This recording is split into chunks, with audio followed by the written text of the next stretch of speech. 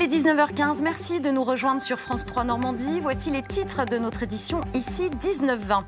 Situation compliquée pour les basketteurs d'Évreux. L'ALM est sanctionnée par le gendarme de la Ligue pour non-respect d'engagement financier. Le maintien en Pro B est délicat. Nous verrons comment le club s'organise. C'est une réponse de plus pour améliorer la situation dans les déserts médicaux. Il s'agit d'une box médicale, un rendez-vous, un code d'accès et le tour est joué pour avoir une téléconsultation. Une commune de l'Eure vient d'en installer une, c'est la première en Normandie. Certains profitent de leurs vacances pour améliorer leurs connaissances. Des jeunes stagiaires sont cette semaine à l'abbaye du Bec-et-Loing pour suivre un stage de taille de pierre. Nous irons voir ce qui les motive. Et dans l'actualité nationale, ces images impressionnantes de stations de ski sous 1 mètre de neige. La Savoie est placée en vigilance orange pour des risques d'avalanche. La commune de Tignes est confinée en raison de ces intempéries. L'ALM d'Évreux est donc dans le viseur de la Ligue nationale de basket. Repêché l'année dernière de la relégation, le club normand est resté en Pro B sous conditions financières. Un deal non respecté aux yeux des contrôleurs de la Ligue qui sanctionnent donc les Hébroïciens. Les détails avec Clémentine Baude et Mathilde Lecomte. Sur le papier, la situation est compliquée. Le retrait des 2 victoires a fait dégringoler l'ALM Évreux à la dernière place du championnat, 20e. Sur le volet financier, le club se démène pour mobiliser le tissu local. Il y a un vrai élan autour de la situation de crise que nous avons. Nous faisons appel à toutes les entreprises du département à venir soutenir le club dans le cadre de la structuration du club et de son développement. Maintenant, l'enjeu, c'est, en cas de maintien sportif, c'est le réengagement de la saison prochaine pour répondre aux exigences de la DNCCG pour la saison prochaine. Donc nos besoins sont situés entre 250 et 300 000 euros. Côté coulisses, tout le club est mobilisé. Il faut que tous les services, que ce soit la communication, l'événementiel, les commerciaux, les joueurs, il faut que tout le monde mette du sien pour permettre au club de survivre, tout simplement.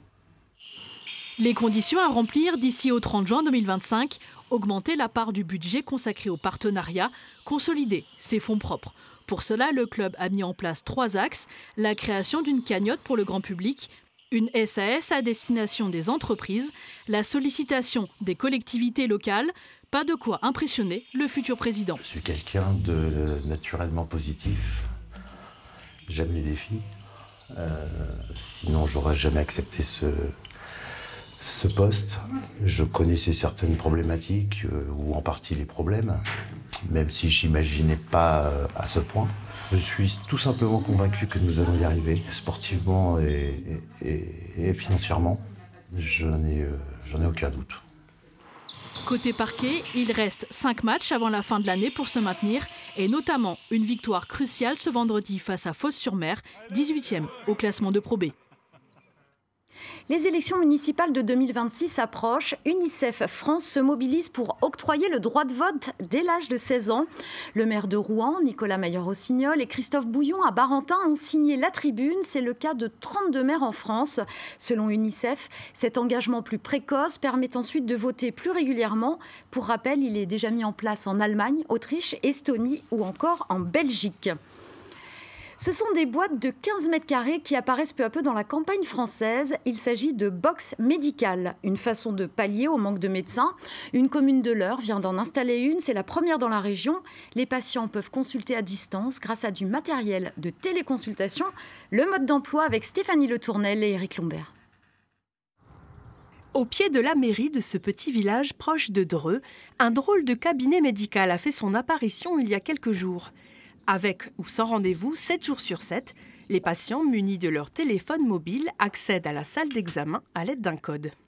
Insérez votre carte vitale dans la borne, clac. Le patient s'entretient alors avec l'un des 300 médecins à distance, aujourd'hui le docteur Azoulay depuis Paris. Et je mets le côté rouge vers le poignet. Tensiomètre, oxymètre, derrière l'écran, le médecin, sans contact, guide les patients qui manipulent les instruments lors de l'examen clinique. On pallie à l'urgence, déjà. Et bien sûr, il y a des limites, encore une fois. Il y a des patients, là ce matin, tout à l'heure, j'ai envoyé un monsieur de 81 ans aux urgences, mais il va arriver avec une lettre. Et puis il y a des moments où il faut pouvoir examiner physiquement le patient. Après chaque patient, un système breveté permet de désinfecter la cabine. c'est un système qui conjugue 2 dispositifs. Un premier dispositif qui va filtrer l'air en permanence avec un schéma UVC. Et un deuxième dispositif qui, lui, se déclenche lorsque les patients sont sortis, qui permet, en fait, par un système d'UVC également, de désinfecter tous les objets connectés et également l'intégralité de la pièce. Un service complémentaire pour les déserts médicaux qui a séduit le maire de la commune qui, avec le département, a payé ce service 74 000 € pour 4 ans. Notre rôle, c'est d'être proche de la population et de les écouter. Quand ils viennent à la mairie, ils ne sont pas sans parler des difficultés à trouver un médecin. Je suis absolument convaincu que c'est la bonne solution. C'est la première box médicale autonome en Normandie. La prochaine sera installée dans le Vexin d'ici la fin de l'année. En bref, ce sont aussi des box qui prennent de plus en plus de place. Il s'agit des lockers, des casiers en libre service pour récupérer ces colis. Mondial Relais annonce se séparer de 3500 points relais traditionnels au profit de ces casiers. Parmi les commerçants lésés, des Normands qui témoignent sur notre site internet.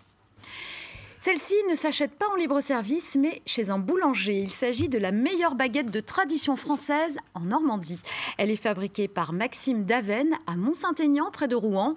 Un boulanger perfectionniste et compétiteur qui a remporté ce premier prix au début du mois d'avril. Maëva Dumas, Karima Saïdi et Eva Masson. Bonjour Maxime. Bonjour. Le trophée est en convoité. Ce trophée, Maxime Deven l'attendait avec impatience. C'est une grande fierté parce que c'est des longues heures de boulot, beaucoup de travail pour arriver à ce résultat. Fort de ses années d'expérience, le jeune boulanger a su s'imposer face à une cinquantaine de candidats dans un concours exigeant où chaque détail compte. Il y avait 5 critères notés sur 20 points. Vous avez l'aspect déjà, la qualité de la croûte, la texture de la mie aussi, le goût et les arômes du pain. Aujourd'hui consacré par ses pairs normands, sa victoire a aussi attiré les plus gourmands dans sa boulangerie installée à Mont-Saint-Aignan, près de Rouen. Ce qui a changé, c'est que du coup, j'ai gagné un peu plus de clientèle. Il y a des gens qui viennent de loin, donc c'est une grande fierté que les gens se déplacent pour moi. C'est-à-dire, ils viennent de loin? Il y a des gens qui viennent du Havre, il y a des gens qui viennent d'à côté de Dieppe. Mais sa plus grande réussite reste sans aucun doute celle d'avoir suivi les traces de ses parents, eux aussi boulangers. Je voulais aussi faire ce concours-là parce que mes parents, ils ont gagné ce concours-là il y a 24 ans en arrière.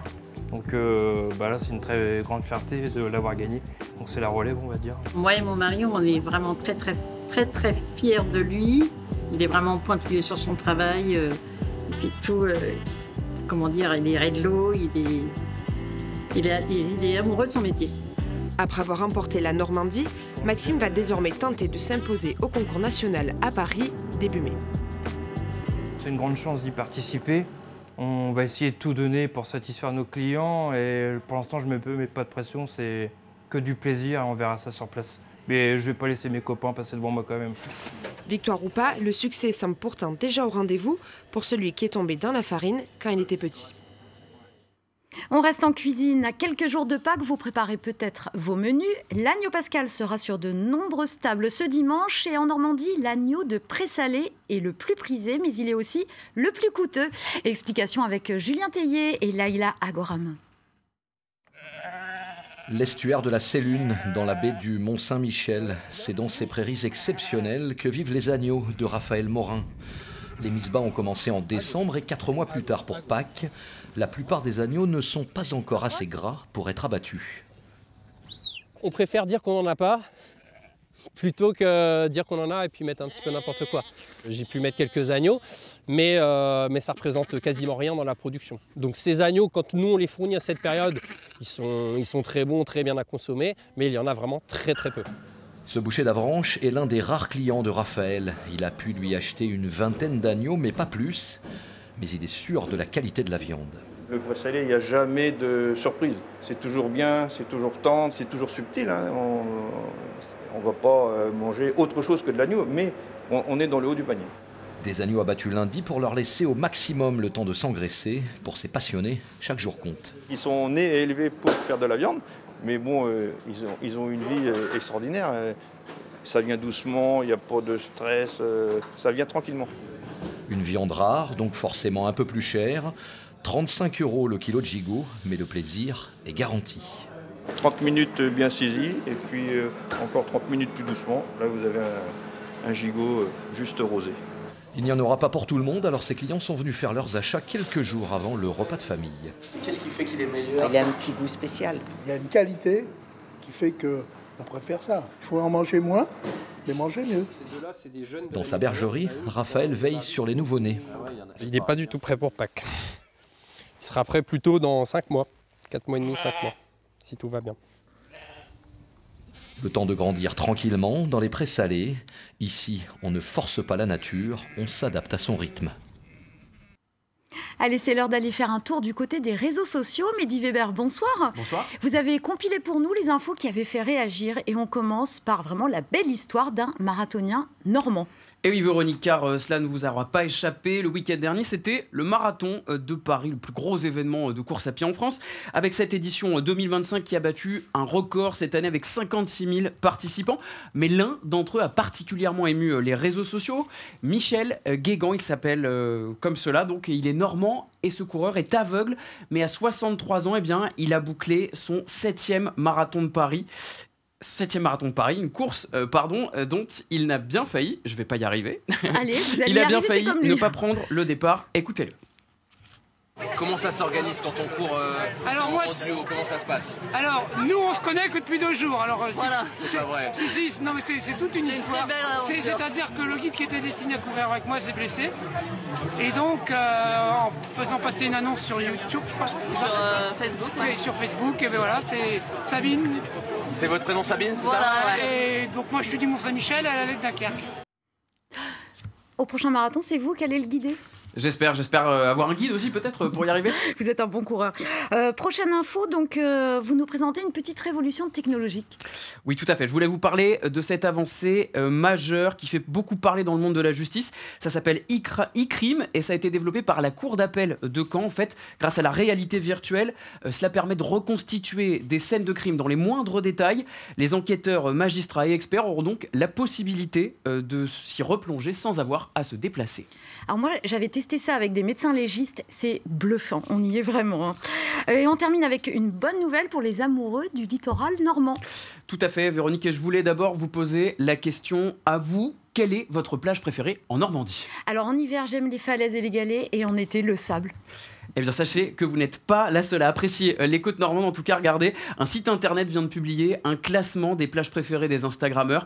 Le résultat, il est sans appel, vous allez le voir. Omaha et Utah Beach arrivent très largement en tête des publications. Mais les plages de galets, elles ont aussi la cote auprès des internautes. Etretat finit ainsi dans le top 30 des plages favorites de tout Instagram grâce à ses falaises et son aiguille creuse, bien sûr, désormais célèbre dans le monde entier. À condition de ne pas rester bloqué à cause de la marée. Merci Évidemment. beaucoup, Mehdi.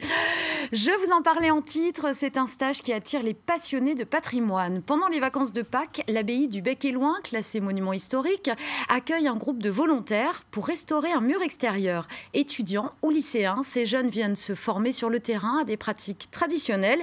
Yves Azernal et Olivier Flavien les ont rencontrés. Au Bec-et-Loing résonnent depuis lundi les bruits des ciseaux d'apprentis tailleurs dans les ateliers de l'abbaye. Lycéens, étudiants, ingénieurs, ils sont une petite dizaine de bénévoles à s'initier à la taille de la pierre. Quand on va réduire ça, ça devrait partir. Puis au pire, on trichera un peu, pas méchant. Alors, pour moi, le plus difficile, c'est le dégrossissage, parce que j'aime beaucoup faire les finitions. Donc, pour moi, c'est pas très compliqué. Par contre, pour moi, le dégrossissage, c'est compliqué, parce que j'ai plus facilement mal au bras. J'aime bien la culture française et les beaux monuments qu'on a en France. Je voulais découvrir un peu comment on travaillait la pierre, les différents outils qu'on pouvait manipuler, et découvrir la Normandie. Plusieurs fois par an, l'abbaye du Bec-et-Loing accueille des chantiers du patrimoine. Objectif ce printemps, rafraîchir le mur de la roseraie. Là, rien qu'en passant ta main, tu sens les différences d'épaisseur et tout. Le site est classé au monument historique. C'est un lieu qui a beaucoup d'histoire, ça a plus de 1000 ans d'histoire. Et l'avantage, c'est que les pierres que vous voyez en train d'être taillées, on va pouvoir les poser sur site. Donc ça a le double avantage d'initier les jeunes à la taille de pierre, qui est un métier qui a tendance à disparaître et qu'on ne connaît pas beaucoup, et en même temps de faire la pose de l'ouvrage qu'ils auront taillé. Des couvertines placées au sommet du mur pour le protéger contre les intempéries. D'autres chantiers sont prévus cet été afin de poursuivre la restauration de l'abbaye. En bref, peut-être en avez-vous profité, il s'agit du ciel magnifié par les aurores boréales. Cette nuit, le phénomène a été observé en Normandie, au-dessus du Mont-Saint-Michel, à Luc-sur-Mer ou Étretat. Nombreux sont ceux qui ont pu immortaliser ce spectacle. Les conditions météo étaient idéales pour les contempler. Marcel Proust, Virginia Woolf, Igor Stravinsky, ces artistes majeurs ont en commun d'avoir été portraitisés par le peintre Jacques-Émile Blanche. Témoin de la Belle Époque, cet artiste s'est installé au début du XXe siècle dans une propriété normande à Offranville, près de Dieppe. Pour fêter les 30 ans du musée dédié à son œuvre, des visites guidées sont organisées. Magali Nicolin et Claude Eudes ont suivi la première de la saison. Jacques-Émile Blanche, le voici en 1928. Un autoportrait peint grâce à une photo de Man Ray. C'est l'époque où l'artiste passe une grande partie de son temps à Offranville. À la fin de sa vie, le portraitiste lègue une quarantaine de ses œuvres à la mairie. Culturellement parlant, il fait rayonner. Quand vous êtes à Budapest et vous avez une toile de Jacques-Émile Blanche, il y a marqué Offranville. Donc ça, ce sont des anecdotes qui sont fortes et c'est un artiste qui est présent dans de nombreux musées à l'international et bien évidemment en France. Respectant les dernières volontés du peintre, Offranville valorise son œuvre dans un musée ouvert il y a 30 ans. Ces tableaux font le lien entre deux mondes. Entre cette effervescence, ce bouillonnement à la fois industriel, artistique, social, qui caractérise la fin du XIXe siècle, la Belle Époque, et le chaos que généreront par la suite la Première puis la Deuxième Guerre mondiale, eh bien Jacques-Émile Blanche, lui, il est entre les deux. Ce type de visite est organisé par la commune. Elle propose de partir sur les traces de son plus illustre habitant et certains Offranvillais se plaisent à le redécouvrir aujourd'hui. Je ne connaissais pas du tout, donc j'ai bien aimé apprendre des choses sur lui. On trouve que c'est toujours intéressant de découvrir le patrimoine qui est juste à côté de chez nous, parce que nous on est d'Offranville. Et voilà, on a des richesses autour de nous qu'on ne soupçonne pas, donc c'est toujours une bonne chose. Et puis le faire avec les enfants, c'est intéressant aussi pour leur faire découvrir tout ça. La saison culturelle 2025 sera jalonnée de rendez-vous, visites, conférences, ateliers, peintures et même causeries autour cette fois des œuvres littéraires de Jacques-Émile Blanche. Place à présent à ce qui fait la une de l'actualité ailleurs en France. Et nous commençons par le retour brutal de l'hiver dans les Alpes. Avec plus d'1 mètre de neige, 4000 foyers sont privés d'électricité, des routes coupées. Dans la station de Val Thorens, une personne a été emportée par une coulée de neige. On fait le point ce soir avec Odile Longueval. Un mur de neige, haut, de plus d'1 mètre par endroit, et les rues désertes de Tignes en plein mois d'avril. Les habitants, eux, sont contraints de limiter au maximum leurs déplacements. Tout le monde s'occupe un peu comme on peut. Voilà, pas de ski, pas de bus. Autorisation de sortir uniquement entre 15 et 20 heures pour ceux qui arrivent à se frayer un chemin. La situation est plus qu'inhabituelle en cette période. La semaine dernière, on était plutôt en mode printemps. Les marmottes étaient sorties. Et là, on est de nouveau sous la neige. Ça fait 30 ans que je suis à Tignes. Je n'ai pas le souvenir d'avoir vécu un épisode comme ça au printemps. Je sais pas. Mais les paysages sont aussi beaux qu'ils sont dangereux. Et le risque d'avalanche à son niveau maximum par endroit. À Val Thorens, un confinement était là aussi imposé jusqu'à 17 h. 2 personnes ont été ensevelies par des coulées de neige en plein cœur de station. Elles ont été extraites. L'une d'elles est dans un état critique après un arrêt cardio-respiratoire. Ces personnes qui n'étaient pas dans un cadre de pratique d'activité de montagne et donc qui ont été emportées vraiment sur des avalanches qui descendent. Autre conséquence de ces intempéries, des poids lourds bloqués à cause de tunnels fermés comme celui du Fréjus qui relie la France à l'Italie. Certains camions ne peuvent tout simplement plus rouler. Conséquence, circulation à l'arrêt pour tout le monde. Je vais à Saint-Michel-de-Maurienne, donc pas très loin, mais donc je ne sais pas du tout à quelle heure on va arriver. Alors j'imagine qu'il y a d'autres poids lourds qui sont bloqués. Ce soir, par endroit, le risque d'avalanche reste maximal et les autorités appellent à la plus grande prudence.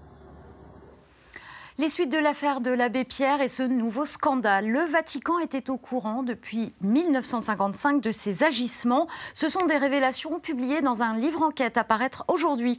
Les journalistes ont pu consulter les archives du Vatican. C'est un reportage d'Émilie Queneau et Pierre-Yves Salic. Dès 1955, le Vatican était alerté sur les agissements de l'abbé Pierre par des cardinaux américains. Voilà ce que les autrices de ce livre ont découvert dans les archives du Saint-Siège. On découvre que le Vatican se réunit régulièrement jusqu'en 1957 sur le cas de l'abbé Pierre, considéré comme, je cite, au bord de l'aliénation mentale. Et dans une masse de courriers, on voit les évêques se demander que faire de cet abbé, véritable électron libre, qu'ils imaginent même envoyer en Afrique chez les lépreux.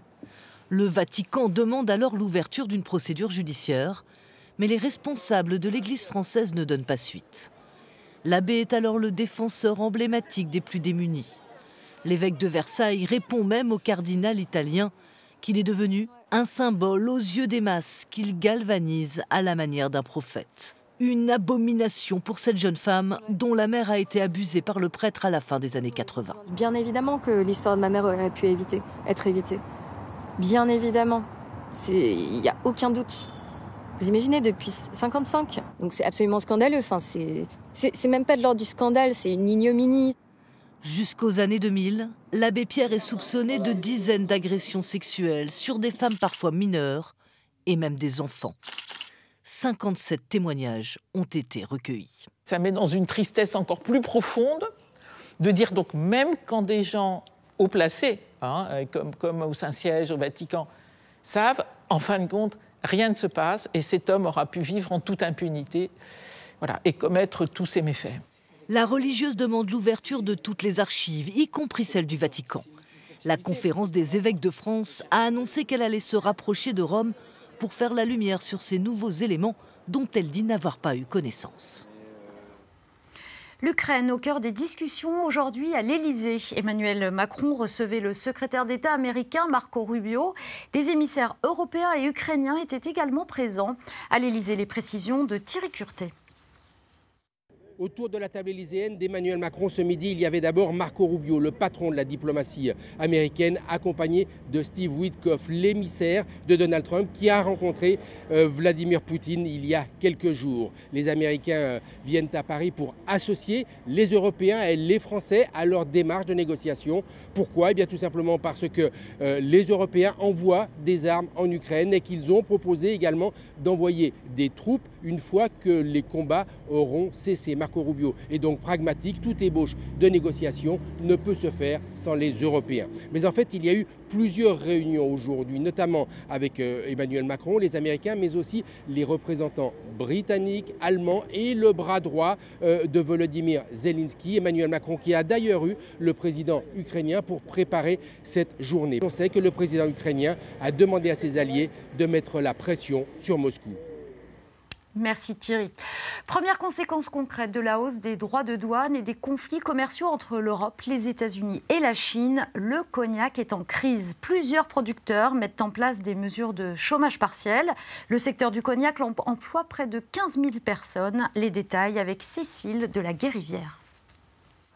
Dans cette usine de cognac, les lignes de production sont complètement à l'arrêt depuis lundi. Du jamais vu pour David Charrier, magasinier. Habituellement ici, c'est le balai des camions. Il y a soit les camions qui partent avec les produits finis, soit c'est des citernes, soit c'est des transporteurs qui nous livrent des matières sèches. Là, il n'y a rien.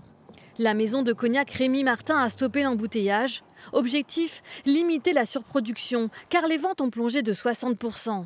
Depuis novembre, la Chine, son premier client, a décidé d'imposer des droits de douane en réponse à la surtaxe européenne sur les voitures électriques chinoises. Nous, on est taxé à 39%. Et du coup, beaucoup plus de ventes, plus de chiffres, plus rien, plus d'activité. La direction a instauré du chômage partiel pour 265 salariés, une semaine par mois jusqu'en juin. Alors que les États-Unis brandissent à leur tour une menace de nouvelle hausse tarifaire, l'inquiétude est partout à Cognac. Les gens se posent des questions, économiquement, financièrement, ça va être compliqué pour les personnes, quoi. Au-delà du cognac, c'est toute la filière des vins et spiritueux français qui s'inquiète.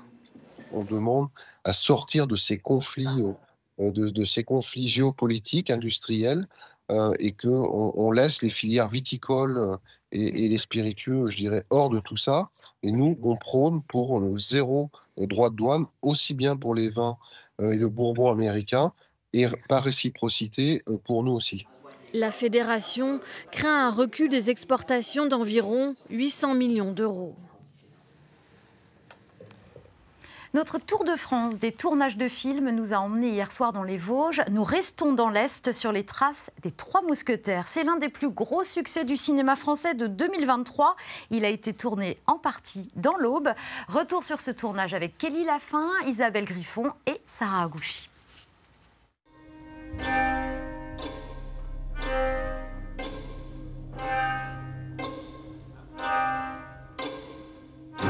Avec ses rues et bâtiments datant du XVIe siècle, quoi de mieux que le centre historique de Troyes pour reproduire Paris du temps des mousquetaires? Et saviez-vous que cet hôtel particulier, aujourd'hui musée, a été totalement transformé pour devenir l'auberge de D'Artagnan? Complice de ce voyage en 1625, Christophe Chetin, directeur de l'établissement. Cet ancien menuisier compagnon du devoir a participé à chaque étape. On a restitué en fait la cour de l'hôtel particulier telle qu'elle était à l'origine, avec sa galerie Renaissance, etc. Donc on a démantelé tout le jardin, tous les luminaires qu'on peut avoir en hauteur, même les descentes d'eau pluviale ont été démontées. Car dans ce film sorti en avril 2023, cette cour joue un rôle majeur. C'est ici que D'Artagnan, interprété par François Civil, rencontre le personnage dont il tombera amoureux. Constance Bonacieux. Enchanté. D'Artagnan. Pour accueillir le tournage, ce musée dédié aux outils reste fermé 1 mois. Et certaines collections doivent être déplacées. Donc là, on rentre dans la chambre de D'Artagnan. Donc là, il y avait la cloison. Donc il ouvrait la porte et donc il arrivait dans sa chambre. Une décoratrice m'appelle un soir en me disant « Écoute Christophe, est-ce que tu n'aurais pas une paire de ciseaux ?» Je dis « Oui, je dois avoir ça quelque part dans les réserves. » J'avais sélectionné 4 paires de ciseaux pour elle et puis donc elle a choisi celle-ci. Voilà. Du matin jusque tard dans la nuit, Christophe assiste à chaque scène. Une parenthèse exaltante. Lorsque on a retrouvé notre quotidien à l'issue du tournage, on s'est dit on a rêvé ou ça s'est bien réalisé. Et quand on est allé voir avec l'équipe le film, tous ensemble, c'était quelque chose de magique. Ouais. 3M, première. La magie du cinéma, ses habitants aussi l'ont vécu grâce aux Trois Mousquetaires. Mais c'est vrai que l'équipe maquillage et tout, elles étaient vraiment, chouettes. Non, toute l'équipe, mais l'équipe en elle-même était cool. Quand même, pourtant, c'est une Chloé est intermittente du spectacle.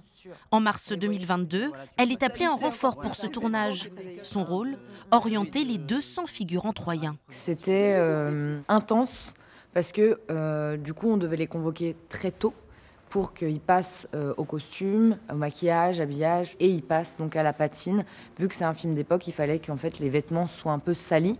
Parmi ces figurants, Cyril et Sylvie. Ce chef d'entreprise et cette kinésithérapeute n'avaient aucune expérience dans cet univers. Moi, je ne savais pas comment fonctionnait un film vu de l'intérieur. Il ne faut pas faire trop de bruit, mais il faut en faire quand même un petit peu suffisamment. Nous qui étions à laver notre linge, donc il est venu nous voir, il dit qu'il faut faire moins de bruit. Bon, après, il dit qu'il faut faire un petit peu plus, parce que là, on a vraiment l'impression que vous ne lavez pas le linge. Cyril a été recruté pour son physique atypique. Lui qui a perdu un œil enfant suite à une maladie, a vécu ce tournage comme une thérapie. Je me suis vraiment lancé à corps perdu dans cette aventure, principalement déjà pour me prouver à moi-même que je pouvais me montrer en public, on va dire, à nu, sans ma prothèse. Et ma récompense, donc c'est vrai que François Civil a croisé mon regard et m'a dit bonjour, et ça me suffit et ça me comble amplement. Un moment privilégié sur un tournage où le mot d'ordre était la discrétion. Au golfe de la Cordelière, à 30 km de Troyes, l'équipe du film est restée plusieurs jours, calfeutrée dans ce château fermé pour rénovation. Ses boiseries, son imposant escalier et ses vitraux ont séduit la production. Il est devenu l'hôtel particulier de Milady, joué par Eva Green. Isabelle de Valcourt, enchantée. Je vous en prie.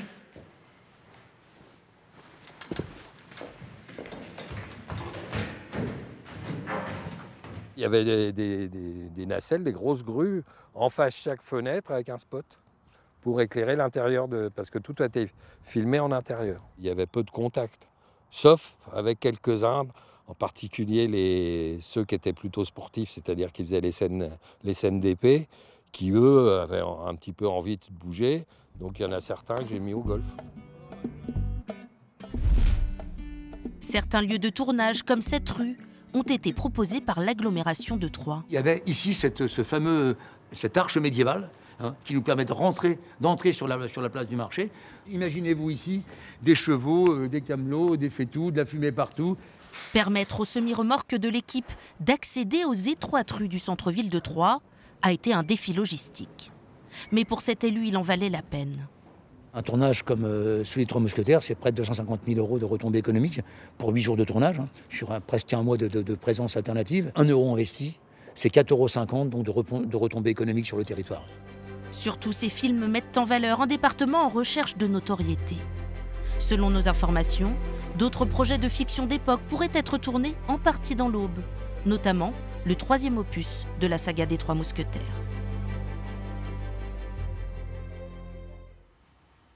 C'est la fin de cette édition, merci de l'avoir suivi. Sur notre chaîne ce soir, vous retrouvez Un si grand soleil, puis une fiction policière En attendant un miracle. Il vous emmènera à Lourdes. Bonne soirée à tous.